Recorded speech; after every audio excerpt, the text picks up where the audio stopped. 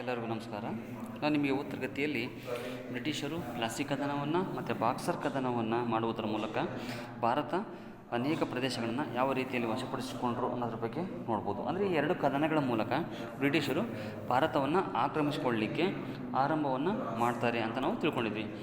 ಈಗ ನಂತರದ ಅಂದರೆ ಈ ತರಗತಿಯಲ್ಲಿ ನಾವು ಬ್ರಿಟಿಷರು ಯಾವ ಯಾವ ಹೊಸ ನೀತಿಗಳನ್ನು, ಪದ್ಧತಿಗಳನ್ನು, ಶಾಸನಗಳನ್ನು ಜಾರಿಗೆ ತರುವುದರ ಮೂಲಕ ವಿವಿಧ ಭಾರತದ ಭೂಭಾಗಗಳನ್ನು ಆಕ್ರಮಿಸಿಕೊಂಡ್ರು ಅನ್ನೋದನ್ನು ನೋಡ್ಬೋದು. ನಾವಿಲ್ಲಿ ಪ್ರಮುಖವಾಗಿ ನೋಡೋದಾದರೆ ಸಹಾಯಕ ಸೈನ್ಯ ಪದ್ಧತಿಯನ್ನು ಜಾರಿಗೆ ತರುವುದರಿಂದಾಗಿರ್ಬೋದು ಅಥವಾ ದತ್ತು ಮಕ್ಕಳಿಗೆ ಅಕ್ಕಿಲ್ಲ ಎಂಬ ನೀತಿಯನ್ನು ಜಾರಿಗೆ ತರುವುದರ ಮೂಲಕ ಬ್ರಿಟಿಷರು ಭಾರತಕ್ಕೆ ಸೇರಿದಂತಹ ಅನೇಕ ಸಂಸ್ಥಾನಗಳನ್ನು ವಶಪಡಿಸ್ಕೊಳ್ತಾ ಹೋದರು. ಮತ್ತು ಇನ್ನೊಂದು ದುರಾಡಳಿತದ ನೆಪ ಒಡ್ಡಿ ಆಗಿರ್ಬೋದು. ಈ ರೀತಿಯಲ್ಲಿ ಅನೇಕ ನೀತಿಗಳನ್ನು ಅನುಸರಿಸುವುದರ ಮೂಲಕ ಭಾರತದ ಭೂಭಾಗಗಳನ್ನು ಅತ್ಯಂತ ಸುಲಭವಾಗಿ ತಮ್ಮ ಬ್ರಿಟಿಷ್ ಸಾಮ್ರಾಜ್ಯದಲ್ಲಿ ಅವರು ಅವುಗಳನ್ನು ಸೇರಿಸ್ಕೊಳ್ತಾ ಹೋದರು ಅಂತ ನಾವು ನೋಡ್ಬೋದು. ಅದು ಅತಿ ಹೆಚ್ಚು ಒಂದು ಮನ್ನಣೆಯನ್ನು ಪಡೆದಂಥದ್ದು ಅಂದರೆ ಈ ಸಹಾಯಕ ಸೈನ್ಯ ಪದ್ಧತಿ ಆಗಿರ್ಬೋದು ಮತ್ತು ದತ್ತು ಮಕ್ಕಳಿಗೆ ಅಕ್ಕಿಲ ಎಂಬ ನೀತಿ ಆಗಿರ್ಬೋದು. ಇವು ವಿಶೇಷವಾದಂತಹ ಒಂದು ಪ್ರಾಮುಖ್ಯತೆಯನ್ನು ಪಡೆದಿದೆ. ಅಂದರೆ ಯಾವುದೇ ದುಂದು ವೆಚ್ಚವಿಲ್ಲದೆ ಬ್ರಿಟಿಷರು ಈ ಎರಡು ಪದ್ಧತಿಗಳನ್ನು ಭಾರತೀಯ ಸಂಸ್ಥಾನಗಳಲ್ಲಿ ಅಳವಡಿಸುವುದರ ಮೂಲಕ ಭಾರತದ ವಿವಿಧ ಭೂಭಾಗಗಳನ್ನು ಯಾವುದೇ ಯುದ್ಧವಿಲ್ಲದೆ, ಯಾವುದೇ ದುಂದು ವೆಚ್ಚವಿಲ್ಲದೆ ಸಂಪೂರ್ಣವಾಗಿ ಆಕ್ರಮಿಸಿಕೊಳ್ಳಿಕ್ಕೆ ಈ ಎರಡು ಪದ್ಧತಿಗಳೇನಿದೆಯಲ್ಲ ಪ್ರಮುಖವಾಗಿ ಕಾರಣ ಆಗುತ್ತೆ. ಅಂದರೆ ದತ್ತು ಮಕ್ಕಳಿಗೆ ಅಕ್ಕಿಲ ಎಂಬ ನೀತಿ ಅಂದರೆ ಏನು ಅಂದರೆ ಯಾವುದೇ ರಾಜರಾಣಿಯರಿಗೆ ಮಕ್ಕಳು ಇಲ್ಲದಂತಹ ಸಂದರ್ಭದಲ್ಲಿ ಅವರೇನಾದರೂ ದತ್ತು ಮಗನನ್ನು ಪಡೆದಿದ್ದರೆ ಆ ದತ್ತು ಮಗನಿಗೆ ಆ ಸಾಮ್ರಾಜ್ಯದ ಮೇಲೆ ಯಾವುದೇ ಅಧಿಕಾರ ಇಲ್ಲ ಎಂಬ ಒಂದು ನೀತಿ ಆಗಿರುತ್ತೆ. ಹೀಗಾಗಿ ಈ ರೀತಿಯಾದಂತಹ ನೀತಿಗಳನ್ನು ಅನುಸರಿಸುವುದರ ಮೂಲಕ ಬ್ರಿಟಿಷರು ಭಾರತವನ್ನು ಆಕ್ರಮಿಸಿಕೊಂಡರು. ನಾವಿನ್ನು ಈ ಒಂದು ಪದ್ಧತಿಗಳನ್ನು ವಿವರವಾಗಿ ನೋಡೋದಾದರೆ ಈ ತರಗತಿಯಲ್ಲಿ ಸಹಾಯಕ ಸೈನ್ಯ ಪದ್ಧತಿ, ಸಬ್ಸೈಡರಿ ಅಲೈನ್ಸ್, ಇದರ ಬಗ್ಗೆ ದೀರ್ಘವಾಗಿ ನೋಡೋಣ. ನೋಡಿ, ಈ ಪದ್ಧತಿಯನ್ನು ಜಾರಿಗೆ ತಂದಂಥವನಂದರೆ ಲಾರ್ಡ್ ವೆಲ್ಲಸ್ಲಿ.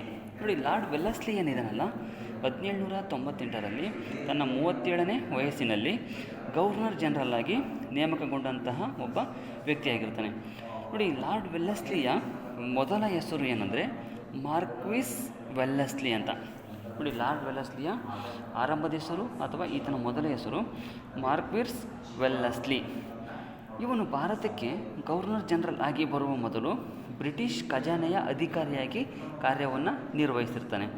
ಅದೇ ರೀತಿ ಬೋರ್ಡ್ ಆಫ್ ಕಂಟ್ರೋಲ್ನ ಕಮಿಷನರ್ ಆಗಿಯೂ ಸಹ ಆಡಳಿತದಲ್ಲಿ ಅಪಾರವಾದಂತಹ ಅನುಭವಗಳನ್ನು ಈತ ಗಳಿಸಿರ್ತಾನೆ. ನೋಡಿ, ವೆಲ್ಲಸ್ಲಿ ಅಧಿಕಾರ ವಹಿಸಿಕೊಂಡಂತಹ ಸಂದರ್ಭದಲ್ಲಿ ಬ್ರಿಟಿಷರು ಭಾರತೀಯ ರಾಜ್ಯಗಳ ಮೇಲೆ ಪ್ರಭಾವ ಬೀರಿ ಬ್ರಿಟಿಷರ ಮೇಲ್ಮೆಗೆ ಒಂದು ಕುತ್ತನ್ನು ತಂದಿರ್ತಾರೆ. ಸರ್ ಜಾನ್ ಶೋರ್ ಎಂಬ ಒಬ್ಬ ವ್ಯಕ್ತಿ ನಿಜಾಮನಿಗೆ ಮರಾಠರ ವಿರುದ್ಧ ಸಹಾಯ ಮಾಡಲಿಲ್ಲವೆಂದು ಅತೃಪ್ತನಾಗಿ ಫ್ರೆಂಚರ ಕಡೆ ಸೇರಿ ಅವರ ನಿದರ್ಶನದಲ್ಲಿ ಒಂದು ಪ್ರಬಲ ಸೇನೆಯನ್ನು ವ್ಯವಸ್ಥೆಗೊಳಿಸಿಕೊಂಡಿರ್ತಾನೆ. ನಿಜಾಮನ ವಿರುದ್ಧ ಜಯಗಳಿಸಿದಂತಹ ಮರಾಠರು ಸೈನಿಕ ಮತ್ತು ಆರ್ಥಿಕ ಶಕ್ತಿಗಳನ್ನು ವೃದ್ಧಿಸಿಕೊಂಡಿರ್ತಾರೆ. ಇಷ್ಟೆಲ್ಲ ಪ್ರಭಾವವನ್ನು ಬೀರಿರುತ್ತೆ. ಅದೇ ರೀತಿ ಟಿಪ್ಪು ಸುಲ್ತಾನನು ಹಿಂದಿನ ಸೋಲಿನ ಸೇಡನ್ನು ತೀರಿಸಿಕೊಳ್ಳಲು ಫ್ರಾನ್ಸಿನ ನೆಪೋಲಿಯನ್ನನ ಸಹಾಯವನ್ನು ಸಹ ಪಡೆದುಕೊಳ್ಳಲಿಕ್ಕೆ ಹೋಗಿರ್ತಾನೆ.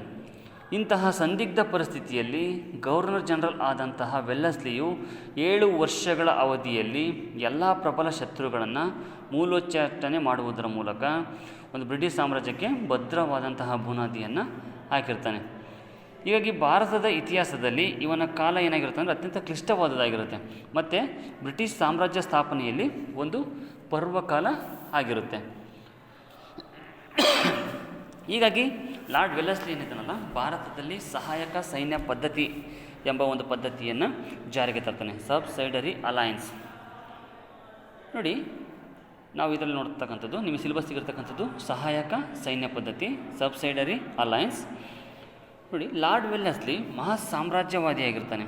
ಅವನು ಬ್ರಿಟಿಷ್ ಸಾಮ್ರಾಜ್ಯವನ್ನು ವಿಸ್ತರಿಸಲು ಸಹಾಯಕ ಸೈನ್ಯ ಪದ್ಧತಿ ಎಂಬ ಒಂದು ಮಹಾ ಅಸ್ತ್ರವೊಂದನ್ನು ಬಳಸ್ತಾನೆ. ಅಂದರೆ ಸ್ಥಳೀಯ ರಾಜರ ಆಸ್ಥಾನಗಳಲ್ಲಿ ಬ್ರಿಟಿಷರ ಪ್ರಭಾವವನ್ನು ಹೆಚ್ಚಿಸಲು ವೆಲ್ಲಸ್ಲಿಯು ಚಾಣಾಕ್ಷತೆಯನ್ನು ಪ್ರದರ್ಶಿಸ್ತಾನೆ. ವೆಲ್ಲಸ್ಲಿಯು ಈ ಪದ್ಧತಿಯ ಮೂಲ ಕರ್ತೃವಲ್ಲ, ಅಂದರೆ ಈ ಪದ್ಧತಿಯನ್ನು ಆರಂಭದಲ್ಲಿ ಜಾರಿಗೆ ತಂದಂತಹ ವ್ಯಕ್ತಿ ಆಗಿರೋದಿಲ್ಲ. ನೋಡಿ, ಈ ಪದ್ಧತಿ ಮೂಲತಃ ಯಾರು ಜಾರಿಗೆ ಮೊದಲು ತಂದಿರ್ತಾರೆ ಅಂದರೆ ಫ್ರೆಂಚರ ಗವರ್ನರ್ ಆಗಿರ್ತಕ್ಕಂಥ ಡೂಪ್ಲೆ. ನೀವು ಗಮನಿಸಬೇಕು, ಸಹಾಯಕ ಸೈನ್ಯ ಪದ್ಧತಿ ಲಾರ್ಡ್ ವೆಲ್ಲೆಸ್ಲಿನೇ ಪ್ರಪ್ರಥಮವಾಗಿ ಜಾರಿಗೆ ತಂದಂತಹ ವ್ಯಕ್ತಿ ಆಗಿರೋದಿಲ್ಲ.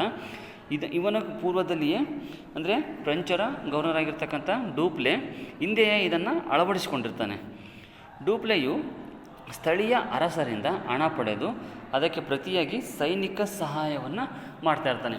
ಹೀಗಾಗಿ ಇದರ ಒಂದು ಪ್ರವಾದಿ ಅಥವಾ ಇದರ ಆರಂಭಕಾರ ಯಾರು ಆಗಿರ್ತಾರೆ ಅಂದರೆ ಫ್ರೆಂಚರ ಗವರ್ನರ್ ಡೂಪ್ಲೆ ಆಗಿರ್ತಾನೆ.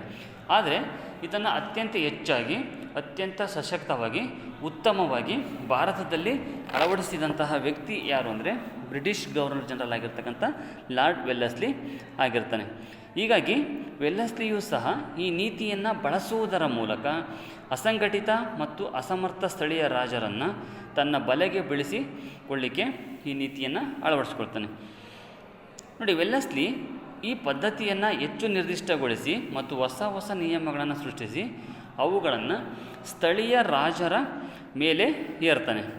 ಹಾಗಾಗಿ ವೆಲ್ಲೆಸ್ಲಿಯನ್ನೇ ಈ ಪದ್ಧತಿಯ ಸಂಸ್ಥಾಪಕನೆಂದು ಗುರುತಿಸಲಾಗಿದೆ. ನೋಡಿ, ಡೂಪ್ಲೆ ಆರಂಭದಲ್ಲಿ ಜಾರಿಗೆ ತಂದರೂ ಸಹ ಇದನ್ನು ಹೆಚ್ಚು ಪ್ರಬಲವಾಗಿ, ಹೆಚ್ಚು ಸಶಕ್ತವಾಗಿ ಮತ್ತು ಅತ್ಯಂತ ಉತ್ತಮವಾಗಿ ಇದನ್ನು ಸಂಘಟಿಸಿ ಜಾರಿಗೆ ತಂದಿದ್ದರಿಂದ ಸಹಾಯಕ ಸೈನ್ಯ ಪದ್ಧತಿಯ ಸಂಸ್ಥಾಪಕ ಅಂತ ನಾವು ಯಾರನ್ನು ಕರಿತೀವಿ ಅಂದರೆ ಲಾರ್ಡ್ ವೆಲ್ಲೆಸ್ಲಿಯನ್ನು ಕರಿತೀವಿ. ನೋಡಿ, ಸಹಾಯಕ ಸೈನ್ಯ ಪದ್ಧತಿಯು ಇಂಗ್ಲೀಷರು ಮತ್ತು ಸ್ಥಳೀಯ ರಾಜರ ನಡುವೆ ಏರ್ಪಡುತ್ತಿದ್ದ ಒಪ್ಪಂದವಾಗಿರುತ್ತೆ. ಸಹಾಯಕ ಸೈನ್ಯ ಪದ್ಧತಿ ಅಂದರೆ ಇಂಗ್ಲೀಷರಿಗೂ ಮತ್ತು ಭಾರತದ ಸ್ಥಳೀಯ ರಾಜರ ನಡುವೆ ನಡೆಯುತ್ತಿದ್ದಂತಹ ಅಥವಾ ಏರ್ಪಡುತ್ತಿದ್ದಂತಹ ಒಂದು ಒಪ್ಪಂದವಾಗಿರುತ್ತೆ ಇದು. ಈ ಒಪ್ಪಂದದ ಪ್ರಕಾರ ಸ್ಥಳೀಯ ರಾಜರು ಸಹಾಯಕ ಸೈನ್ಯ ಪದ್ಧತಿಯ ಒಪ್ಪಂದಕ್ಕೆ ಒಳಗಾದರೆ ಸೈನಿಕ ಸಹಾಯ ನೀಡುವ ಭರವಸೆಯನ್ನು ನೀಡಲಾಗ್ತಾ ಇತ್ತು. ನೋಡಿ, ಈ ಸಹಾಯಕ ಸೈನ್ಯ ಪದ್ಧತಿಯನ್ನು ಅಂದರೆ ಏನಂತ ನಿಮಗೆ ಗೊತ್ತಾಯಿತು ಅನ್ಕೊತೀನಿ. ಅಂದರೆ ಬ್ರಿಟಿಷರು ಮತ್ತು ಸ್ಥಳೀಯ ರಾಜರ ನಡುವೆ ಏರ್ಪಡುತ್ತಿದ್ದಂತಹ ಒಂದು ಒಪ್ಪಂದವನ್ನು ಸಹಾಯಕ ಸೈನ್ಯ ಪದ್ಧತಿ ಅಂತ ಕರೀತಾರೆ. ಅಂದರೆ ಭಾರತದ ಸಂಸ್ಥಾನದ ಯಾವುದೇ ರಾಜ ಈ ಒಂದು ಸಹಾಯಕ ಸೈನ್ಯ ಪದ್ಧತಿಗೆ ಸಹಿಯನ್ನು ಹಾಕಿದರೆ ಅವರಿಗೆ ಸೈನಿಕ ಸಹಾಯವನ್ನು ನೀಡುವ ಭರವಸೆಯನ್ನು ಈ ಒಪ್ಪಂದ ನೀಡ್ತಾ ಇತ್ತು. ನೋಡಿ, ಈ ಒಂದು ಸಹಾಯಕ ಸೈನ್ಯ ಪದ್ಧತಿಗೆ ಒಳಪಟ್ಟಂತಹ ಒಂದು ಪ್ರಥಮ ರಾಜ್ಯ ಅಂದರೆ ಔದ್. ಪ್ರಥಮವಾಗಿ ಔದ್ 1765ರಲ್ಲಿ ಈ ಒಪ್ಪಂದಕ್ಕೆ ಒಳಗಾಗುತ್ತೆ. ನೋಡಿ, ನೀವು ಗಮನಿಸಬೇಕು, ಸಹಾಯಕ ಸೈನ್ಯ ಪದ್ಧತಿಯನ್ನು ಅಳವಡಿಸಿಕೊಂಡಂತಹ ಮೊದಲ ದೇಶೀಯ ಸಂಸ್ಥಾನ ಅಂದರೆ ಅದು ಔದ್. ಎಷ್ಟರಲ್ಲಿ ಅಂದರೆ 1765ರಲ್ಲಿ ಈ ಒಪ್ಪಂದಕ್ಕೆ ಒಳಗಾಗುತ್ತೆ. ಈ ಔದ್ನ ನಂತರ 1787ರಲ್ಲಿ ಕರ್ನಾಟಕನ ನವಾಬ ಈ ಒಂದು ಒಪ್ಪಂದಕ್ಕೆ ಸೇರಿಕೊಳ್ತಾನೆ.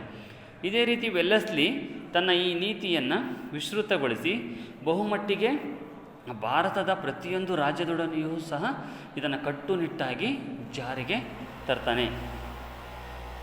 ನೋಡಿ, ಸಹಾಯಕ ಸೈನ್ಯ ಪದ್ಧತಿಯ ಕರಾರುಗಳಂದರೆ ಒಂದನೇದಾಗಿ ಸ್ಥಳೀಯ ರಾಜರು ಈ ಒಪ್ಪಂದಕ್ಕೆ ಒಳಗಾದರೆ ಇಂಗ್ಲೀಷರ ಪರಮಾಧಿಕಾರವನ್ನು ಒಪ್ಪಿಕೊಳ್ಳಬೇಕಿತ್ತು. ನೋಡಿ, ಇದು ಒಂದನೇ ಕರಾರು. ಸಹಾಯಕ ಸೈನ್ಯ ಪದ್ಧತಿಯ ಕರಾರುಗಳಲ್ಲಿ ಒಂದನೇದು ಏನಪ್ಪ ಅಂದರೆ ಸ್ಥಳೀಯ ರಾಜರು ಈ ಒಪ್ಪಂದಕ್ಕೆ ಒಳಗಾದರೆ ಇಂಗ್ಲೀಷರ ಪರಮಾಧಿಕಾರವನ್ನು ಒಪ್ಪಿಕೊಳ್ಳಬೇಕಿತ್ತು. ಇಂಗ್ಲೀಷ್ ಕಂಪನಿಯ ಅನುಮತಿ ಇಲ್ಲದೆ ಯಾವ ಸ್ಥಳೀಯ ರಾಜರು ಯುದ್ಧ ಮಾಡುವಂತಿರಲಿಲ್ಲ ಅಥವಾ ಒಪ್ಪಂದ ಮಾಡಿಕೊಳ್ಳುವಂತಿರಲಿಲ್ಲ. ಎರಡು ರಾಜ್ಯಗಳ ನಡುವೆ ಭಿನ್ನಾಭಿಪ್ರಾಯ ಏನಾದರೂ ಉಂಟಾದರೆ ಇಂಗ್ಲೀಷರ ಮಧ್ಯಸ್ಥಿಕೆಯ ತೀರ್ಮಾನವನ್ನು ಆ ಎರಡು ಸಂಸ್ಥಾನಗಳು ಅಥವಾ ಎರಡು ರಾಜ್ಯಗಳು ಒಪ್ಪಿಕೊಳ್ಳಬೇಕಿತ್ತು. ಹೀಗೆ ಭಾರತೀಯ ರಾಜರು ತಮ್ಮ ವಿದೇಶೀಯ ವ್ಯವಹಾರಗಳನ್ನು ಕಂಪನಿಗೆ ವಹಿಸಿಕೊಡಬೇಕಾಗುತ್ತೆ. ಇದು ಮೊದಲನೇ ಕರಾರು. ಇನ್ನು ಎರಡನೇ ಕರಾರನ್ನು ನೋಡೋದಾದರೆ ಭಾರತೀಯ ಆಳರಸರ ಆಸ್ಥಾನದಲ್ಲಿನ ಫ್ರೆಂಚರ ಪ್ರಭಾವವನ್ನು ತೊಡೆದುಹಾಕಲು ಈ ಒಪ್ಪಂದದಲ್ಲಿ ಹಲವು ಕ್ರಮಗಳನ್ನು ನಮೂದಿಸಲಾಗಿರುತ್ತೆ. ಅಂದರೆ ಸ್ಥಳೀಯ ರಾಜರು ಕಂಪನಿಯ ಅನುಮತಿ ಇಲ್ಲದೆ ಇಂಗ್ಲೀಷರನ್ನು ಬಿಟ್ಟು ಯಾವ ಯುರೋಪಿಯನ್ನರನ್ನು ಸಹ ನೌಕರಿಯಲ್ಲಿ ನೇಮಿಸಿಕೊಳ್ಳುವಂತಿರಲಿಲ್ಲ. ಅಂದರೆ ಇಲ್ಲಿ ಯಾವ ಒಂದು ಸಂಸ್ಥಾನ ಇದೆಯಲ್ಲ, ಇದು ಏನಾದರೂ ಸಹಾಯಕ ಸೈನ್ಯ ಪದ್ಧತಿಗೆ ಒಳಗಾದರೆ ಅದು ಏನಂದರೆ ಇಂಗ್ಲೀಷರನ್ನು ಹೊರತುಪಡಿಸಿ ಇತರೆ ಯಾವುದೇ ಯುರೋಪಿಯನ್ ರಾಷ್ಟ್ರಕ್ಕೆ ಸೇರಿದಂತಹ ಜೊತೆ ಯಾವುದೇ ಒಪ್ಪಂದವನ್ನು ಮಾಡಿಕೊಳ್ಳುತ್ತೆ ಇರಬೇಕಾಗಿತ್ತು ಮತ್ತು ಅವರ ಜೊತೆ ಸೇರಿಕೊಳ್ಬಾರ್ದಾಗಿತ್ತು. ಮತ್ತು ಇತರೆ ಯುರೋಪಿಯನ್ ರಾಷ್ಟ್ರಗಳ ವ್ಯಕ್ತಿಗಳನ್ನು ತಮ್ಮ ಸಂಸ್ಥಾನದಲ್ಲಿ ನೌಕರಿಗೆ ನೇಮಿಸಿಕೊಳ್ಳುವಂತಿರಲಿಲ್ಲ ಎಂಬ ಒಂದು ಕರಾರನ್ನು ಹಾಕಲಾಗುತ್ತೆ. ಅಂದರೆ ಬ್ರಿಟಿಷರನ್ನು ಹೊರತುಪಡಿಸಿ ಯಾರನ್ನೂ ಸಹ ತಮ್ಮ ಸಂಸ್ಥಾನದಲ್ಲಿ ಕೆಲಸಕ್ಕೆ ಅಥವಾ ನೌಕರಿಗೆ ನೇಮಿಸಿಕೊಳ್ಳುವಂತಿರಲಿಲ್ಲ. ಇನ್ನು ಮೂರನೇ ಕರಾರು ಅಂದರೆ ಸ್ಥಳೀಯ ರಾಜನು ಇಂಗ್ಲೀಷ್ ಸೈನ್ಯವನ್ನು ಇಟ್ಟುಕೊಂಡು ಪೋಷಿಸಬೇಕಿತ್ತು ಅಥವಾ ಸೈನ್ಯದ ವೆಚ್ಚದ ಬಾಬ್ದಿಗಾಗಿ ಈ ರಾಜ್ಯಗಳು ತಮ್ಮ ರಾಜ್ಯದ ಒಂದು ಭಾಗದ ಪ್ರದೇಶವನ್ನು ಕಂಪನಿಗೆ ವಹಿಸಬೇಕಿತ್ತು. ಈ ಷರತ್ತು ಏನಂತಂದರೆ ಕಂಪನಿಯ ಗಡಿಯನ್ನು ವಿಸ್ತರಿಸುತ್ತೆ. ಗೊತ್ತಾಯ್ತಲ್ಲ? ಸಹಾಯಕ ಸೈನ್ಯ ಪದ್ಧತಿಯ ಮೂರನೇ ಕರಾರು ಅಂದರೆ ಯಾವ ಸ್ಥಳೀಯ ರಾಜ ಈ ಒಂದು ಕರಾರಿಗೆ ಸಹಿಯನ್ನು ಮಾಡ್ತಾನೋ ಅವನು ಬ್ರಿಟಿಷ್ ಸೈನ್ಯದ ಒಂದು ತುಕಡಿಯನ್ನು, ಬ್ರಿಟಿಷ್ ಸೈನ್ಯದ ಒಂದು ಭಾಗವನ್ನು ಅಥವಾ ತುಕಡಿಯನ್ನು ತನ್ನ ಸಂಸ್ಥಾನದಲ್ಲಿ ಇಟ್ಟುಕೊಂಡು ಅದರ ಎಲ್ಲ ಖರ್ಚು ವೆಚ್ಚವನ್ನು ಆ ಸಂಸ್ಥಾನದ ರಾಜನೇ ಭರಿಸಬೇಕಾಗಿತ್ತು. ಅಥವಾ ಆ ಸೈನ್ಯದ ಖರ್ಚು ವೆಚ್ಚಕ್ಕಾಗಿ ಆ ಒಂದು ಸ್ಥಳೀಯ ರಾಜ ತನ್ನ ರಾಜ್ಯದ ಒಂದು ಭೂಭಾಗವನ್ನು ಅಥವಾ ಒಂದು ಪ್ರದೇಶವನ್ನು ಕಂಪನಿಗೆ ವಹಿಸಿಕೊಡಬೇಕಾಗಿತ್ತು. ಹೀಗಾಗಿ ಏನಂತಂದರೆ ಬ್ರಿಟಿಷರ ಸಾಮ್ರಾಜ್ಯ ಈ ಒಂದು ಕರಾರಿನಿಂದ ವಿಸ್ತರಣೆಗೊಳ್ತಾ ಹೋಯಿತು. ಇನ್ನು ಸಹಾಯಕ ಸೈನ್ಯ ಪದ್ಧತಿಯ 4ನೇ ಕರಾರು ಅಂದರೆ ಸ್ಥಳೀಯ ರಾಜರು ತಮ್ಮ ಆಡಳಿತದ ಸಲಹೆಗಾಗಿ ಒಬ್ಬ ಇಂಗ್ಲೀಷ್ ರೆಸಿಡೆಂಟನನ್ನು ನೇಮಿಸಿಕೊಳ್ಳಬೇಕಿತ್ತು. ಸ್ಥಳೀಯ ರಾಜರು ತಮ್ಮ ಆಡಳಿತದ ಸಲಹೆಗಾಗಿ ಒಬ್ಬ ಇಂಗ್ಲೀಷ್ ರೆಸಿಡೆಂಟನನ್ನು ನೇಮಿಸ್ಕೊಳ್ಬೇಕಾಗಿತ್ತು. ನೋಡಿ, ಆರಂಭದಲ್ಲಿ ಒಂದು ಬ್ರಿಟಿಷ್ ಸೈನ್ಯದ ತುಕಡಿಯನ್ನು ಇಟ್ಕೊಳ್ಬೇಕಾಗಿತ್ತು ಮತ್ತು ಆ ಸಂಸ್ಥಾನದಲ್ಲಿ ಆಡಳಿತಕ್ಕೆ ಸಲಹೆ ಸೂಚನೆಗಳನ್ನು ನೀಡಲಿಕ್ಕೆ ಒಬ್ಬ ಇಂಗ್ಲೀಷ್ ರೆಸಿಡೆಂಟನನ್ನು ಸಹ ತಮ್ಮ ಸಂಸ್ಥಾನದಲ್ಲಿ ನೇಮಿಸಿಕೊಳ್ಬೇಕಿತ್ತು. ಹೀಗಾಗಿ ಈ ಮೂಲಕ ಆ ರಾಜ್ಯದ ಚಟುವಟಿಕೆಗಳ ಮೇಲೆ ಕಂಪನಿಯ ಅಧಿಕಾರಿಯೊಬ್ಬನು ಕಣ್ಣಿಡುವ ಅಥವಾ ನಿಯಂತ್ರಿಸುವ ಅಧಿಕಾರ ದೊರೆತಂತಾಗುತ್ತೆ. ಇನ್ನು ಈ ಸಹಾಯಕ ಸೈನ್ಯ ಪದ್ಧತಿಯ ಮತ್ತೊಂದು ಕರಾರು ಅಂದರೆ ಅಥವಾ 5ನೇ ಕರಾರು ಅಂದರೆ ಈ ಮೇಲಿನ ಷರತ್ತುಗಳಿಗೆ ಪ್ರತಿಯಾಗಿ ಕಂಪನಿಯು ಆ ರಾಜ್ಯಗಳ ಆಂತರಿಕ ಆಡಳಿತದಲ್ಲಿ ಪ್ರವೇಶಿಸುವುದಿಲ್ಲವೆಂಬ ಒಂದು ಭರವಸೆಯನ್ನು ಇದು ನೀಡುತ್ತೆ. ಅರ್ಥ ಆಗ್ತಾ ಇದೆಯಲ್ಲ? ಈ ಒಂದು ಸಹಾಯಕ ಸೈನ್ಯ ಪದ್ಧತಿಗೆ ಒಳಪಟ್ಟಂತಹ ಸಂಸ್ಥಾನಕ್ಕೆ ಅಂದರೆ ಅವರೇನು ಕಂಪನಿಯೊಂದಿಗೆ ಒಪ್ಪಂದವನ್ನು ಮಾಡ್ಕೊಳ್ತಾ ಇದ್ರು, ಆ ಷರತ್ತಿಗೆ ಪ್ರತಿಯಾಗಿ ಬ್ರಿಟಿಷ್ ಕಂಪನಿ ಏನು ಮಾಡ್ತು ಅಂದರೆ ಆ ರಾಜ್ಯಗಳ ಯಾವುದೇ ಆಂತರಿಕ ಆಡಳಿತದಲ್ಲಿ ಬ್ರಿಟಿಷ್ ಸರ್ಕಾರ ಯಾವುದೇ ಕಾರಣಕ್ಕೂ ಸಹ ನಾವು ಮಧ್ಯ ಪ್ರವೇಶಿಸುವುದಿಲ್ಲ ಎಂಬ ಒಂದು ಭರವಸೆಯನ್ನು ನೀಡುತ್ತೆ. ಸಹಾಯಕ ಸೈನ್ಯ ಪದ್ಧತಿಗೆ ಒಳಗೊಂಡ ರಾಜ್ಯಗಳ ಮೇಲಿನ ವಿದೇಶಿ ದಾಳಿಯನ್ನು ತಡೆಗಟ್ಟುವ ಹಾಗೂ ದೇಶೀಯ ದಂಗೆಗಳನ್ನು ಅಡಗಿಸುವ ಜವಾಬ್ದಾರಿಯು ಕಂಪನಿಯದೇ ಆಗಿರುತ್ತೆ. ಅಂದರೆ ಒಂದು ವೇಳೆ ಈ ಒಂದು ಸಹಾಯಕ ಸೈನ್ಯ ಪದ್ಧತಿಗೆ ಒಳಪಟ್ಟಂತಹ ರಾಜ್ಯದಲ್ಲಿ ಏನಾದರೂ ದಂಗೆಗಳಾದರೆ, ಕ್ರಾಂತಿಗಳು ಉಂಟಾದರೆ, ಏನಾದರೂ ಆ ರಾಜ್ಯದ ಮೇಲೆ ವಿದೇಶಿ ದಾಳಿಗಳು ಉಂಟಾದರೆ ಅಥವಾ ಮತ್ತೊಂದು ಭಾರತೀಯ ಸಂಸ್ಥಾನ ಈ ಸಹಾಯಕ ಸೈನ್ಯ ಪದ್ಧತಿಗೆ ಒಳಪಟ್ಟಂತಹ ಸಂಸ್ಥಾನದ ಮೇಲೆ ದಾಳಿ ಮಾಡಿದಂತಹ ಸಂದರ್ಭದಲ್ಲಿ ಅವರಿಗೆ ಸೈನಿಕ ಸಹಾಯವನ್ನು ಮಾಡುವಂತಹ ಭರವಸೆಯನ್ನು ಈ ಸಹಾಯಕ ಸೈನ್ಯ ಪದ್ಧತಿ ನೀಡಿತು. ಇದಿಷ್ಟು ಲಾರ್ಡ್ ವೆಲ್ಲೆಸ್ಲಿ ಜಾರಿಗೆ ಬಂದಂತಹ ಸಹಾಯಕ ಸೈನ್ಯ ಪದ್ಧತಿಯ ಕರಾರುಗಳು ಆಗಿರುತ್ತೆ. ಇದು ಇಷ್ಟು ಈ ತರಗತಿಯಲ್ಲಿ. ನಾವು ನಂತರ ಮುಂದಿನ ತರಗತಿಯಲ್ಲಿ ಸಹಾಯಕ ಸೈನ್ಯ ಪದ್ಧತಿಯಿಂದ ಕಂಪನಿಗೆ ಆದ ಅನುಕೂಲಗಳೇನು ಮತ್ತು ಸಹಾಯಕ ಸೈನ್ಯ ಪದ್ಧತಿಯಿಂದ ದೇಶೀಯ ರಾಜ್ಯಗಳಿಗಾದ ಅನಾನುಕೂಲಗಳು ಏನು ಅನ್ನೋದ್ರ ಬಗ್ಗೆ ವಿವರವಾಗಿ ನೋಡೋಣಂತೆ. ಇದು ಇಲ್ಲಿಗೆ ಇರಲಿ.